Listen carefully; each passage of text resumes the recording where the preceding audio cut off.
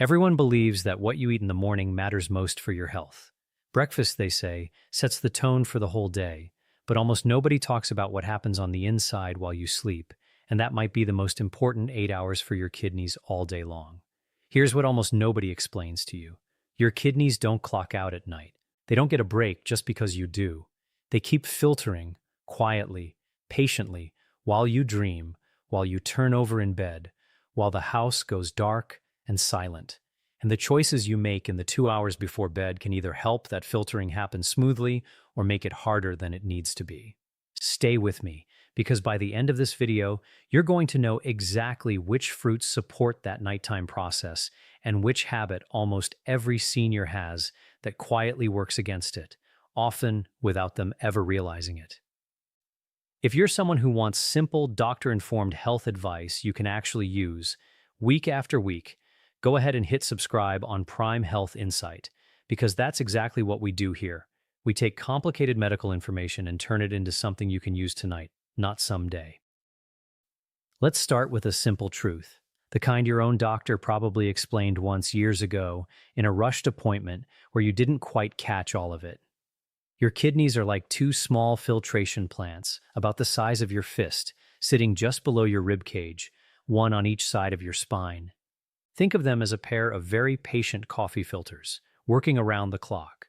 All day and all night your blood passes through them, and they pull out the waste, balance your fluids, and keep your blood pressure in check. When you're young, these filters work quietly and efficiently, and you never think about them at all. But after 60, especially if you're managing type 2 diabetes, prediabetes, or high blood pressure, those filters can start working harder than they should. Not because anything dramatic happened, not because of one bad meal or one missed walk. Just because of decades of wear, of sugar spikes, of salt, of small everyday stresses, adding up like sediment in a coffee filter that's been used one too many times without ever being replaced. Here's something most people don't realize, and it's the whole reason this video exists. Nighttime is actually a critical window for your kidneys. While you sleep, your blood pressure is supposed to naturally dip. Doctors call this nocturnal dipping. It's your body's built-in way of giving your blood vessels and your kidneys a break, the same way a factory might power down certain machines overnight to let them cool and reset. But research has shown that in some people with diabetes or high blood pressure, that nighttime dip doesn't happen the way it should. Instead of easing off, your kidneys end up working the night shift at full speed with no rest, no cool down, night after night. That's one reason why what you eat before bed isn't just about calories or sleep quality. It may also play a role in supporting healthier blood pressure patterns overnight, which in turn may support how well your kidneys get to rest. Now, I want to tell you about someone I'll call Walter. Walter is a composite example, the kind of story clinicians see again and again in exam rooms across the country. Not one specific real patient, but a picture built from patterns doctors describe often. Walter is a retired high school teacher, 68 years old, the sort of man who spent 30 years standing at a chalkboard and thought he understood his own body pretty well. He had prediabetes for a few years, nothing dramatic, just a number his doctor kept an eye on at each visit. But he had one habit that never came up in conversation because it didn't feel like a habit worth mentioning. Every night before bed, he'd have a bowl of ice cream while watching the news. Small bowl. Harmless, he thought. Just a little something to unwind. When his doctor finally asked about his evening routine and suggested he swap that nightly bowl for something else, Walter was skeptical. He didn't want to give up his ritual. It wasn't really about the ice cream, he said it was about the routine, the 10 quiet minutes at the end of a long day. So instead of removing it, his doctor suggested replacing it, same ritual, same time, same comfort, different food. Walter started having a small bowl of berries instead. Nothing extreme, just a swap. Over the following months, his fasting blood sugar numbers improved, and so did how he felt in the mornings, less puffiness around his eyes, a little more energy climbing the stairs to his front door. I want to be careful here because one dietary swap does not reverse kidney risk on its own, and results like this vary from person to person. But Walter's story shows something important. Small, sustainable changes, especially ones that fit into a habit you already have, tend to stick. And what you eat before bed is one of the easiest habits to gently redirect, because you don't have to build a brand new routine from scratch. You just have to change what fills it. So let's talk about the fruits themselves, because not all fruit is created equal when it comes to what happens inside your kidneys overnight. And there's actually a reason some fruits are better nighttime choices than others. This isn't about finding one miracle food. It's about understanding what's actually happening inside your body, so you can make small, informed choices instead of guessing. The first one might surprise you, because it's not exotic at all. It's blueberries.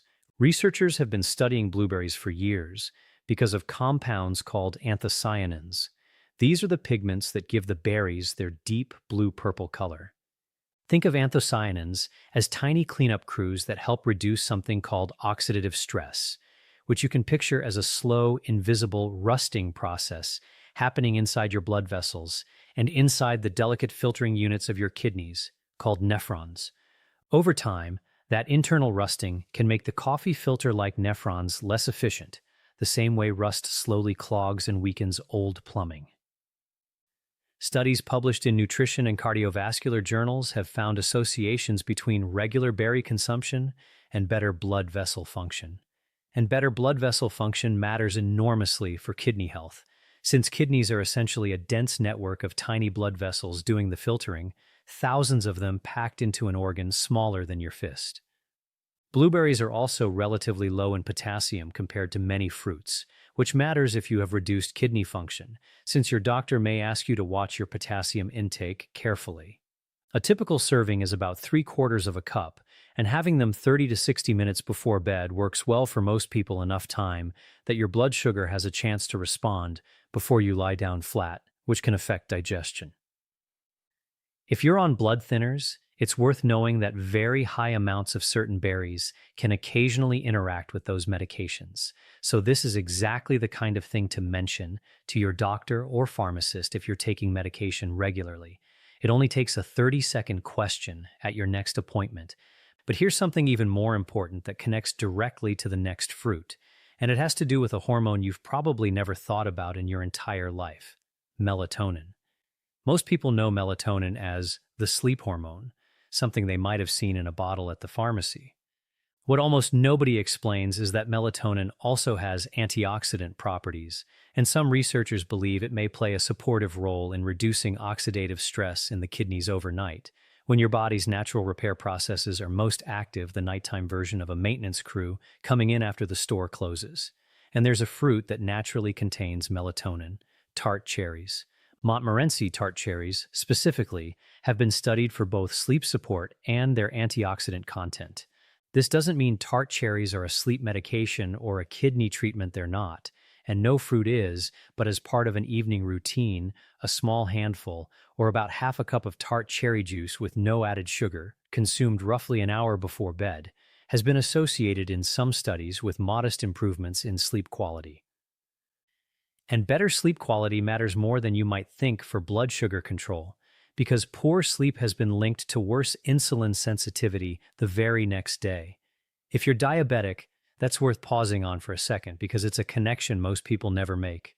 One sleepless night can quietly nudge your blood sugar in the wrong direction the next morning, even if you ate exactly the same breakfast you always do. So a fruit that supports sleep may, indirectly, be doing double duty for your metabolic health. Now here's a fruit that actually surprised researchers themselves when the data started coming in: kiwi. It doesn't get nearly the attention blueberries or cherries get, sitting quietly in the produce section, often overlooked. But kiwi is remarkably rich in vitamin C, more per serving than an orange, which surprises most people, and also contains a good amount of potassium and fiber. For most people without kidney disease, this combination supports healthy blood pressure because potassium helps balance out sodium's effects on your blood vessels.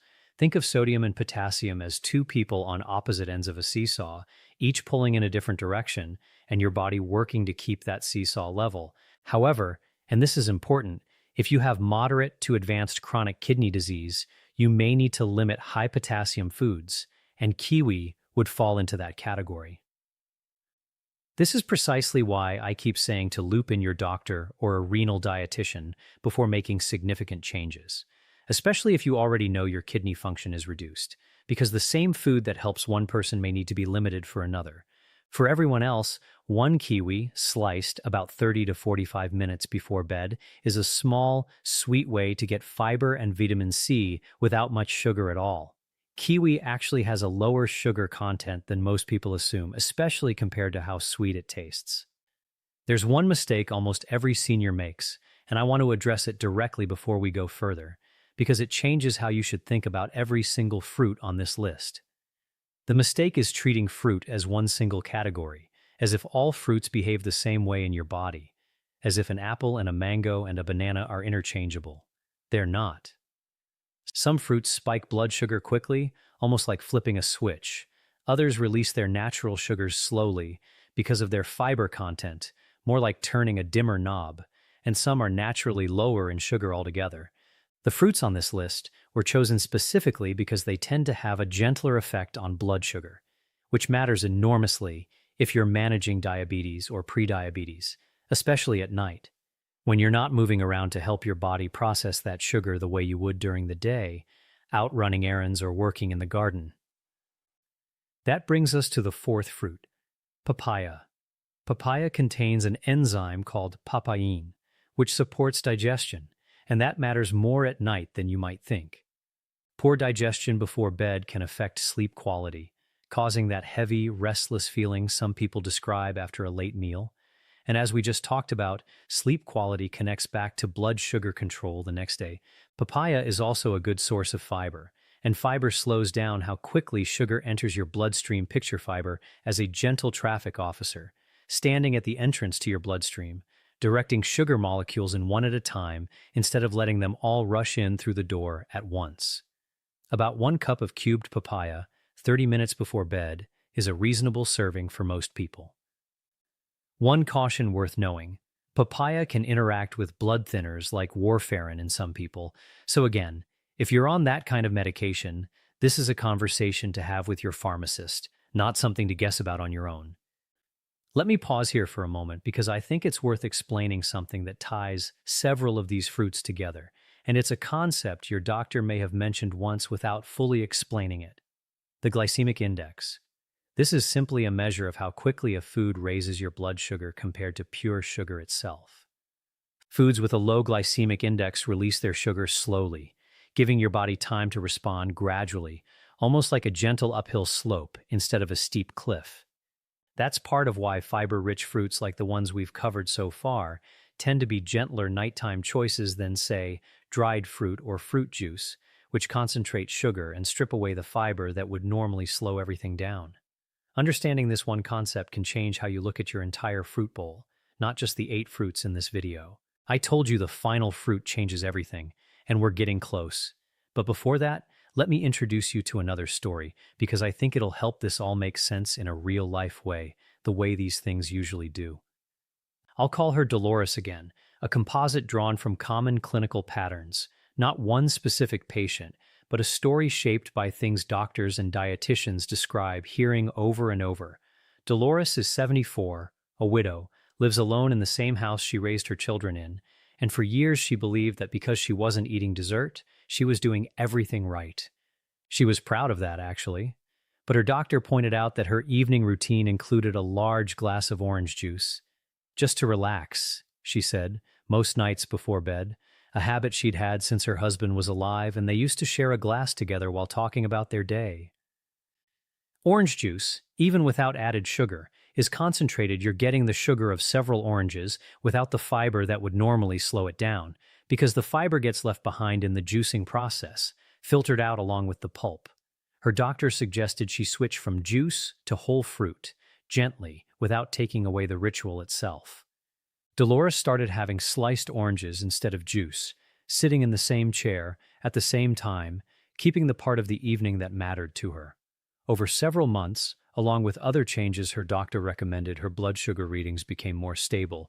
This is a good moment to mention something important, something worth remembering long after this video ends.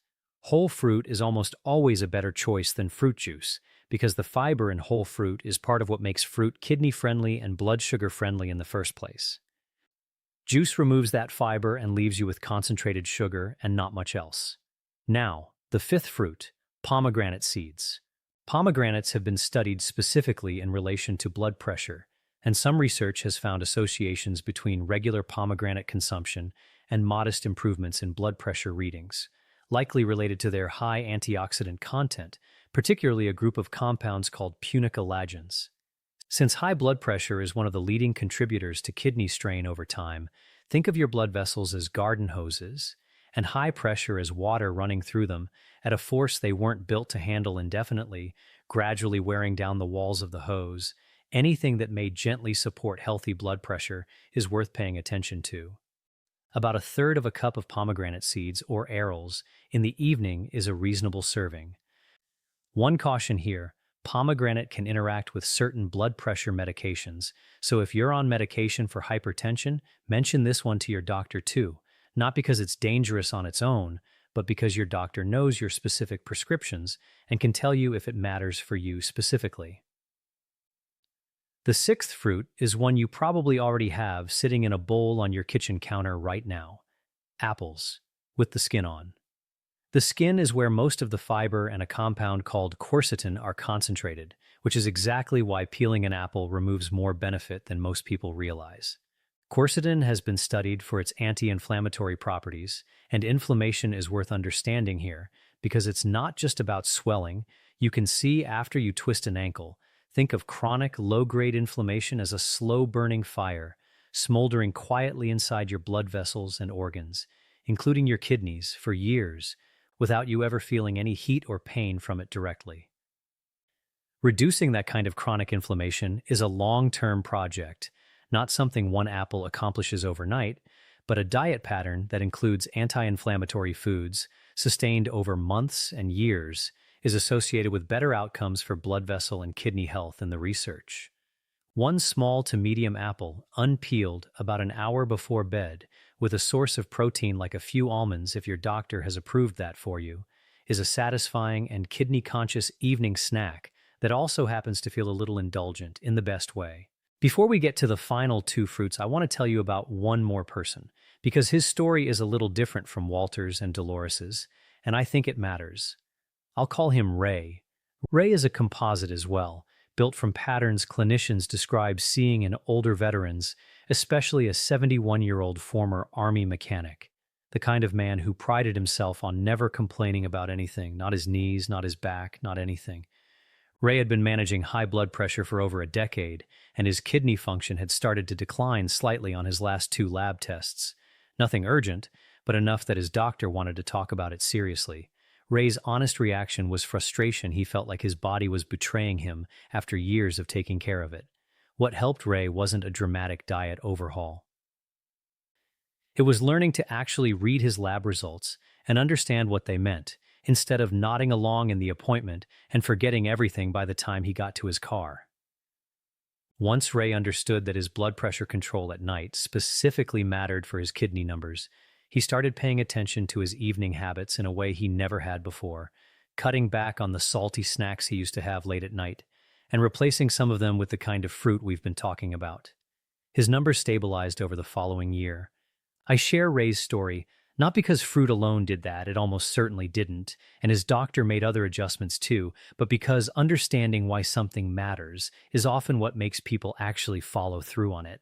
That's really the whole purpose of this video.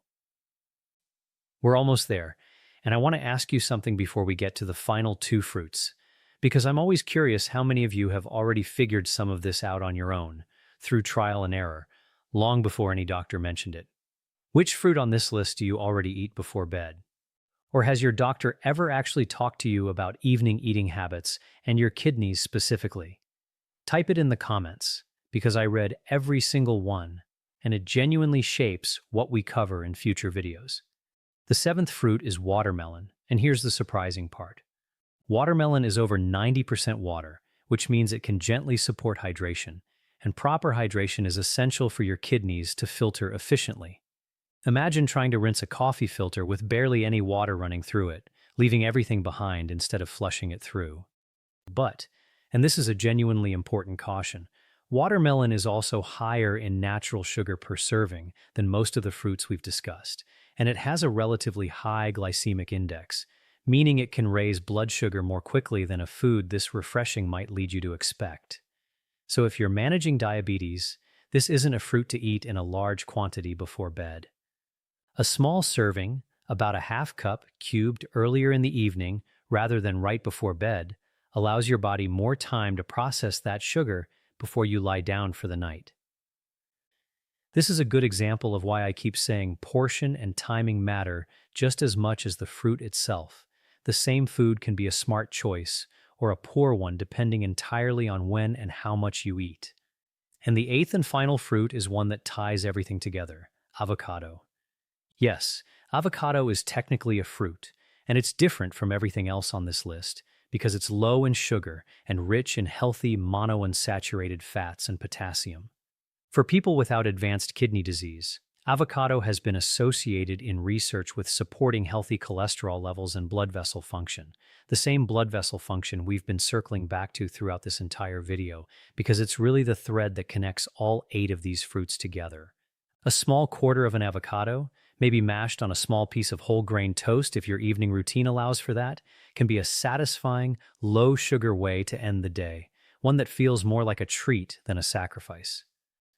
As with kiwi, if you have reduced kidney function and have been told to watch your potassium, this is one to discuss with your renal dietitian specifically because avocado is fairly potassium dense, more than people usually expect from something so mild tasting. So here's where all of this comes together.